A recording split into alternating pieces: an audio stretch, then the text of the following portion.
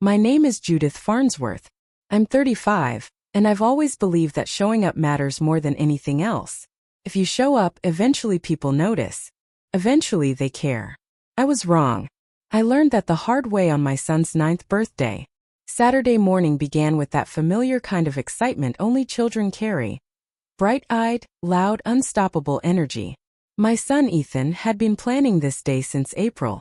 He ran into the kitchen in his pajama pants, eyes wide, clutching a plastic basketball and a small bag of balloons. "Mom, do you think they'll come this year?" he asked, bouncing on his heels. I froze for a second. Who exactly was they?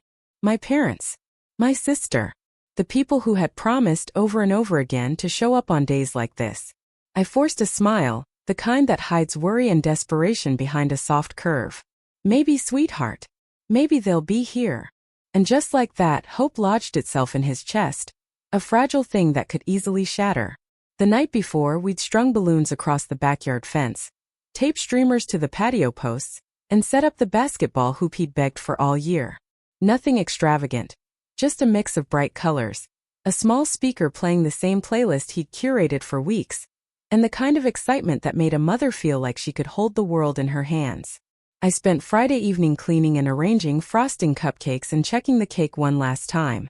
Ethan hovered near the oven, licking his fingers, his tiny face streaked with chocolate. My boyfriend, Ben, tried his best to match the energy. He joked, he laughed, he encouraged Ethan to test the hoop one more time before the big day. I wanted to believe that would be enough. By Saturday morning, the house smelled of pancakes and sugar. Ethan stood at the gate before the first guest arrived, peering down the street like a little scout. "Do you think Grandma and Grandpa are stuck in traffic?" His voice was full of that childlike blend of hope and desperation. I hesitated, and then I said the only thing that felt safe to say. "Maybe they'll be here." The first few classmates arrived, giggling and carrying small presents. Ethan's face lit up. He ran from one friend to the other, frosting on his fingers, laughter spilling out of him in tiny bursts. I tried to soak in the joy, knowing how rare these moments felt when your own family forgets you. Ben stepped in with games, led a small scavenger hunt, and even tried to teach Ethan's friends a silly dance. For a while it worked. For a while it felt like a real party. But every time a car slowed near the house, Ethan's head snapped toward the gate. I saw the subtle slump of his shoulders when it wasn't who he hoped for. Each disappointment left an invisible mark on him, and on me. There were no calls, no texts, no apologies. Just silence. By mid-afternoon, the backyard was full of noise, but the emptiness of the missing family hung over us like a shadow. I tried to fill it with energy, with small reassurances, but it was impossible to pretend completely. Every laugh and every squeal was tinged with expectation that would never be met. That night, after the candles were blown out and the yard was quiet again, I tucked Ethan into bed and kissed his forehead. "Did you have fun?" I asked. He smiled softly, nodding, but I could see the disappointment lingering in his eyes. I sat at the kitchen table later, staring at my phone. The group chat stared back at me, silent, untouched. I typed one message. "Thanks for remembering your grandson's birthday. He had a great time without you." I pressed send, feeling a flicker of defiance in my chest. They read it, I knew they did. And then nothing. No reply. Not even a reaction. I stared at the ceiling for hours that night. Part of me wanted to cry. Part of me wanted to scream. But the most painful part, the part that gnawed at me in the quiet, was knowing the pattern would continue. My family showed up only when it suited them. They celebrated milestones only when convenient. And I had no idea how much more they intended to take from me before I finally learned to protect myself. For now, all I could do was breathe. All I could do was promise myself that no matter how loud their absence, I would find a way to make Ethan feel loved, seen, and important, even if it meant standing alone. And so the first crack in the illusion of family loyalty began that night, quietly, inside me. It was a crack that would widen over the next 4 days, until everything changed. The morning after Ethan's birthday, the house felt strangely empty. I kept expecting someone to call or text, some message apologizing for missing the party, but there was nothing. Just the quiet hum of the refrigerator, the clink of coffee mugs, and the occasional thump of Ethan bouncing down the stairs in search of leftover cupcakes. He tried to act cheerful, but I could see it in his eyes, the way he lingered by the window, hoping to spot a familiar car. "Maybe they'll come today?" he asked, holding a slightly squashed balloon from the day before. I swallowed hard, forcing a smile. "Maybe tomorrow, sweetheart. Maybe tomorrow." Even as I said it, I knew it was empty comfort. By mid-morning, the first wave of reality hit me. I scrolled through the family group chat again. Nothing. No one even acknowledged my message from the night before. No apology, no explanation, no acknowledgement that my son existed outside of their convenience. It was like our lives were invisible, suspended in some corner of the world they didn't care to notice. I tried to focus on Ethan, turning our day into a mini celebration. We built a pillow fort in the living room, played board games, and even watched his favorite movie twice in a row. Ben kept up the energy, joking and laughing, but I noticed the small pauses when he'd glance at me, wondering how much longer I could maintain this illusion of normalcy. That afternoon, I found myself thinking about the call from my father a week before Ethan's birthday. I remembered standing in the kitchen, half batter on the counter, holding the phone like it was a lifeline. He'd called, voice tight, in a rush, asking for help with some emergency repair at their house. "It's only a few hundred," he said. "I'll pay you back." I remember the way he asked for my card as if it were the easiest, most natural thing in the world, and I gave it to him without a second thought. At the time, I didn't question it. I trusted. I still do too easily. As the day stretched on, I noticed Ethan's quiet moments of disappointment. He'd pause mid-game, glance toward the driveway, then quickly look away when he saw no one there. He tried not to let it show, but I saw it. The small, almost imperceptible slump in his shoulders, the slight frown, the tiny betrayal in his innocent eyes. I hated that feeling. I hated that I couldn't fix it, that no matter how much I tried, their absence left a mark on him that I couldn't erase. By evening, after tucking Ethan into bed, I sat at the kitchen table again, scrolling through the empty chat, trying to find some reason for their silence. And then it hit me. This wasn't an accident. This wasn't traffic or bad timing or forgetfulness. This was deliberate. Every time we showed up for them, every birthday, every holiday, every little moment they decided mattered only when convenient, they had shown me their pattern. I had just never admitted it aloud. I opened the bank app on my phone to distract myself from the spiral of thoughts. The numbers blurred as I tried to focus on mundane things, bills, groceries, routine transactions, but I noticed something off. My stomach tightened. One withdrawal for days ago caught my eye. It wasn't pending. It wasn't processing. It was gone. $2,900. Taken from my checking account. My first instinct was panic. Fraud? Someone had stolen my information? I replayed my father's voice in my mind from that call. Emergency repairs. A few $100s. Not thousands. My stomach sank as I realized the truth. This wasn't fraud. This was him. My father. The weight of it pressed down on me, not just the money but what it symbolized. The pattern I had been trying to ignore, the silent expectation that I would always show up, always provide, always cover, always forgive. They didn't need me to celebrate a birthday. They didn't need me for family. They needed me as a bank, a safety net, a constant resource to be used at their convenience. I called him immediately. No answer. Twice more. Then my mother. Then my sister. Nothing. The silence was deafening. I sent one final message, calm, measured. Wait for a call from my lawyer. No threats. No accusations. Just fact. 10 minutes later, the phone exploded. Voice messages from my sister, frantic, panicked, overlapping. Missed calls stacked from my father. My mother finally sent a text. Don't do anything crazy. We were going to explain. Explain? Explain stealing from me? Explain ignoring your grandson's birthday? My hands shook as I read it. For a moment, I felt anger boil so high I thought I might throw the phone across the room. Then I realized something important. They hadn't just forgotten us. They had calculated, planned, and decided. Their convenience mattered. Our needs, our celebrations, our trust, they didn't. And for the first time, the story was no longer just about a birthday. It was about reclaiming my power before it was too late. That night, I lay in bed staring at the ceiling, Ethan asleep beside me, dreaming unaware of the betrayal that shadowed his joy. And I made a decision. For him, for myself, for the years of giving without receiving, I was done being their safety net. The first step would be small, measured, but firm. The next few days would test me in ways I hadn't imagined. But I knew one thing with absolute certainty. The moment to stop hiding, the moment to stand up, had finally arrived. Thursday afternoon arrived like any other. But something felt off the moment I opened my bank app. My fingers froze on the screen as I scrolled through recent transactions. $2,900. Withdrawn. Not pending, not processing, it was gone. My first thought, fraud. Someone had stolen my card information. My heart raced, adrenaline surging, hands shaking slightly. I dropped the grocery list I had been debating over and focused entirely on my phone. I checked the merchant name, location, transaction details. And then it hit me, my chest tightened, a cold wave of realization rolling over me. It wasn't fraud. It was my father. Memories of that late-night call before Ethan's birthday came rushing back. The emergency plumbing repair. The urgency in his voice. "I'll cover it for now," I had said. "Just pay me back when you can." He had asked for my card and I had given it to him. Distracted by batter on the counter, by party prep, by life moving too fast, I had completely forgotten to ask for it back.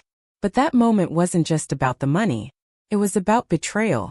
The way they had ignored my son's birthday, and then for days later, used thousands from my account as if it were nothing. I tried calling my father immediately. Straight to voicemail. Again. My mother, my sister, the group chat, nothing. It was as if they had all vanished all at once. I felt a mix of disbelief, anger, and a strange numbness. I remembered all the small moments that had built up to this, birthday after birthday, holiday after holiday, me showing up, them absent or conveniently occupied. Always expecting, always taking. This wasn't just carelessness. It was calculated, habitual. I typed a single message, calm but firm. Wait for a call from my lawyer. No accusation, no anger, just the facts. 10 minutes later, my phone exploded. My sister's frantic voice messages piled up, overlapping with each other, accusing me of overreacting. Missed calls from my father stacked one after another. My mother's text finally appeared. "Don't do anything crazy. We were going to explain." Explain? Explain stealing from me? Ignoring my son's birthday? I laughed bitterly. Sitting at the kitchen table, I realized something crucial. They didn't need us. They needed what we provided. My time, my money, my energy. My generosity had become a resource for their convenience, and they had no intention of ever returning it. The pattern was clear now, undeniable. I thought about all the times I had stepped in, paying bills for my sister while she focused on law school, covering household emergencies for my parents, always saying yes, always being the reliable one. And now, the moment I said no, or rather, the moment I realized I had to say no, they retaliated. Not with apologies, not with awareness, but with entitlement and audacity. I spent the afternoon pacing, my mind racing.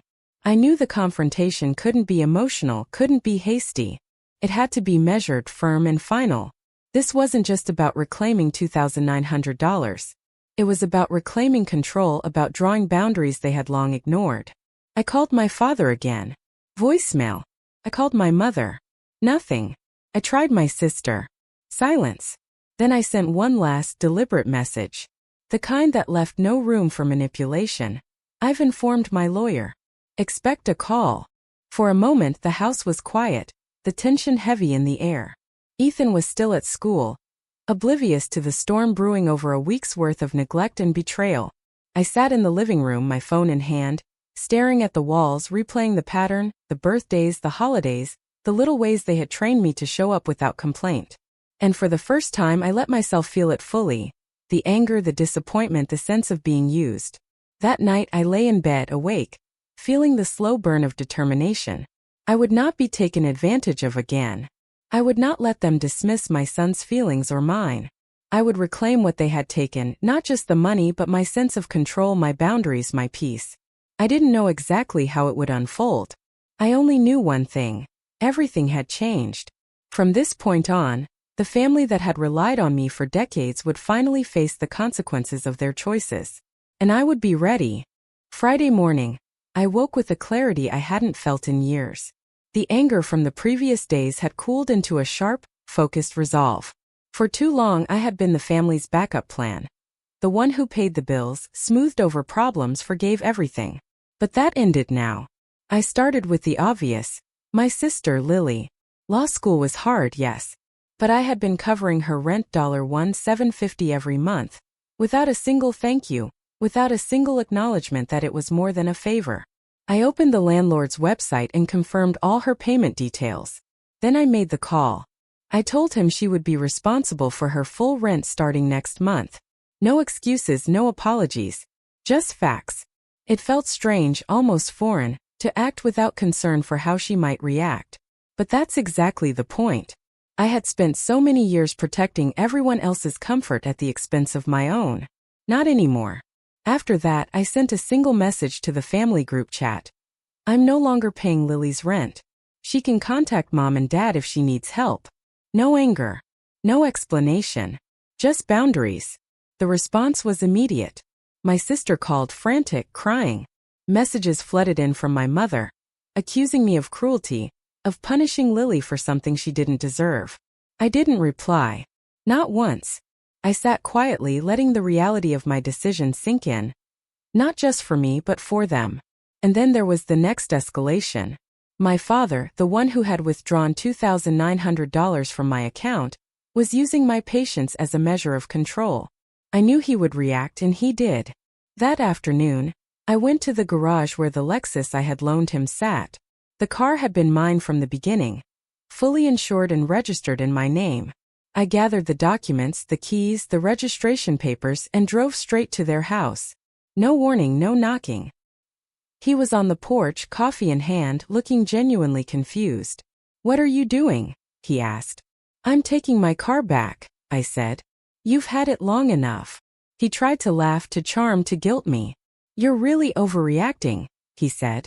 "All this over money and a birthday." I stopped and looked at him calmly, my voice steady. "You ignored your grandson on his birthday. You withdrew thousands from my account without permission. You don't get to have my things anymore." His face hardened, and for the first time I saw the mask slip. He wasn't concerned about what he had done. He was worried about losing control. The next few days were a blur of silence, interrupted by frantic calls from my mother and sister. But I didn't respond. I let them stew in the consequences of their actions for the first time. And then came the message that stopped me cold. If you cared about me even half as much as you care about your son, you wouldn't do this. It was Lily. My sister. My flesh and blood. And yet somehow it didn't sting the way I thought it would. Because I realized that my actions weren't about punishment. They were about boundaries. About reclaiming control over my life and my family's manipulation. She called again later, tears in her voice. She admitted she had cracked when the support stopped. Not because she felt entitled, but because she genuinely didn't know how she would manage without me. That one confession changed everything. She wasn't them. She wasn't my parents. She was finally seeing the consequences of her own actions, and she was taking responsibility. That evening I felt a strange mixture of relief and apprehension. Relief because for the first time in years I had acted for myself, not for everyone else. Apprehension because I knew my father's next move would escalate. And I was right. Later that night I received a package at my door. No return address, only my name written in familiar handwriting. I opened it to find fragments of my comic book collection. The collection I had spent decades curating, protecting, and loving burned, charred, reduced to ash. No explanation. Just proof of what they were willing to destroy to maintain power over me. For a moment I sat on the floor, staring at the remains, letting the shock settle. Then I realized something important. This wasn't just about comics. This was about control.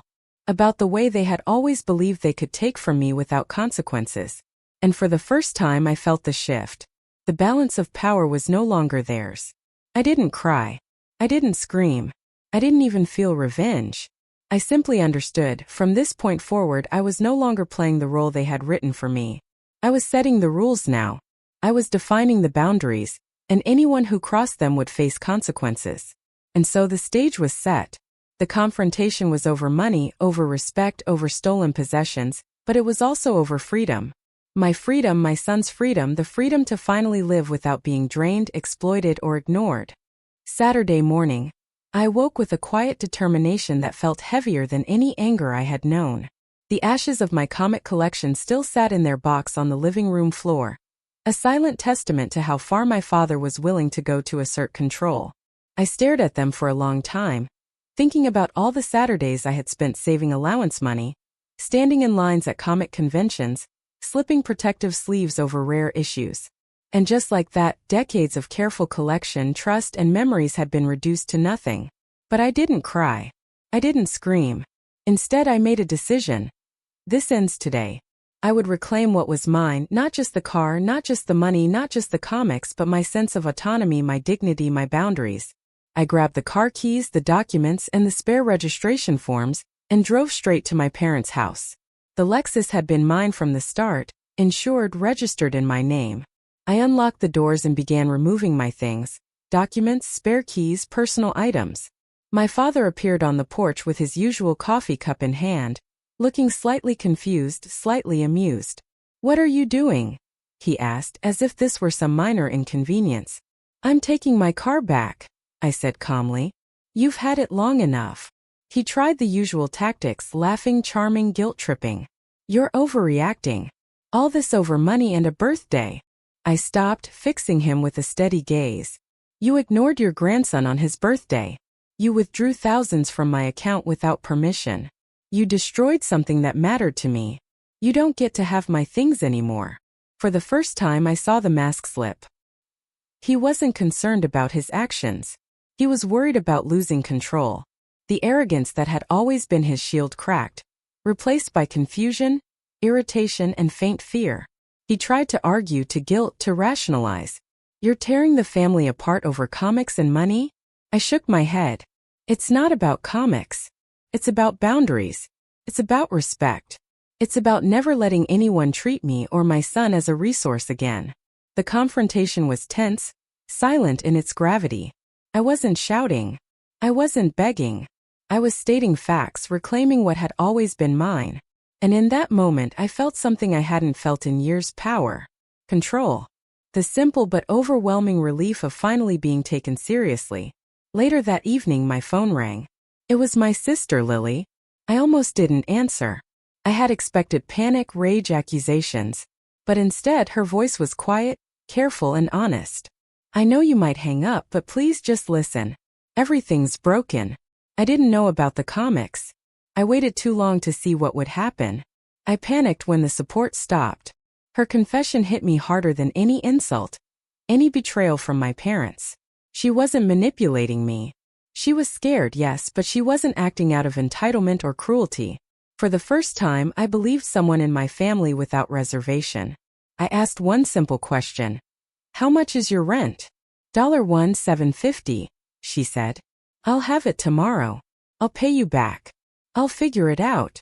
There were no tears, no bargaining, no excuses, just honesty.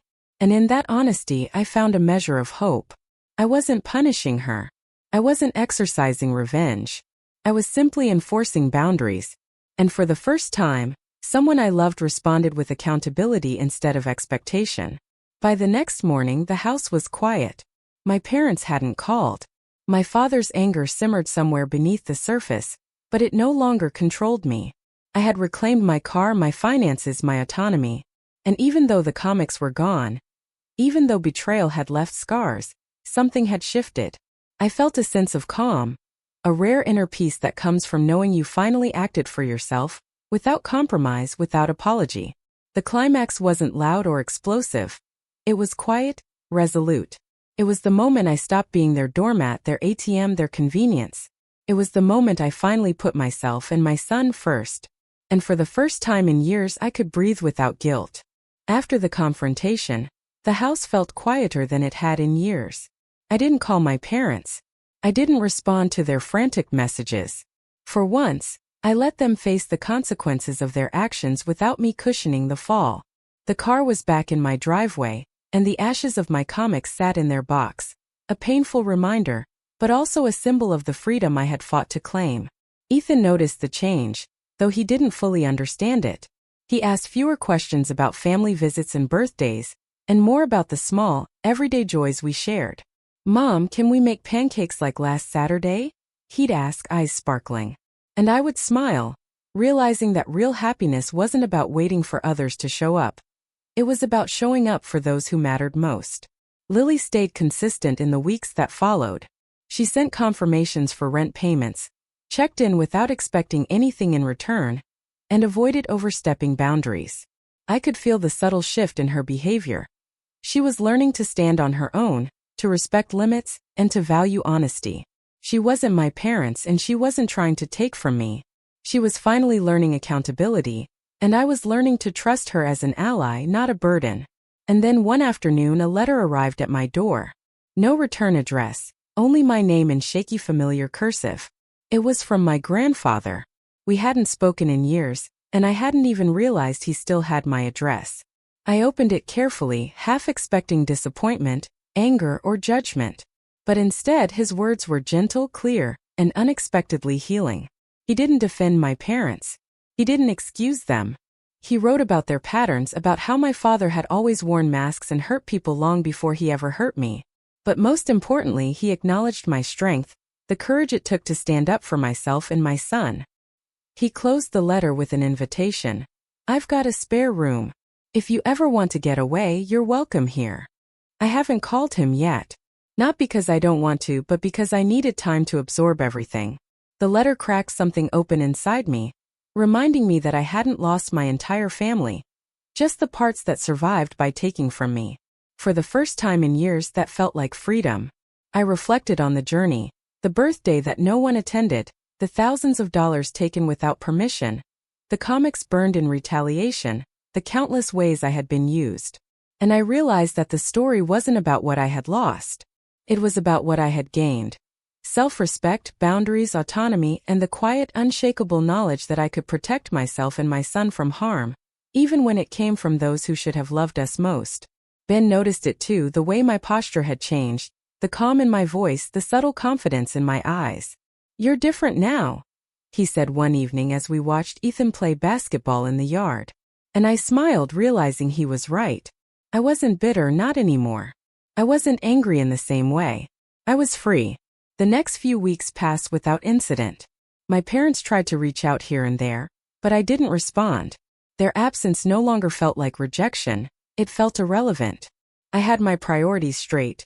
Ethan, the life we were building, the lessons I was teaching him about resilience, strength, and self-worth. Those were the things that mattered.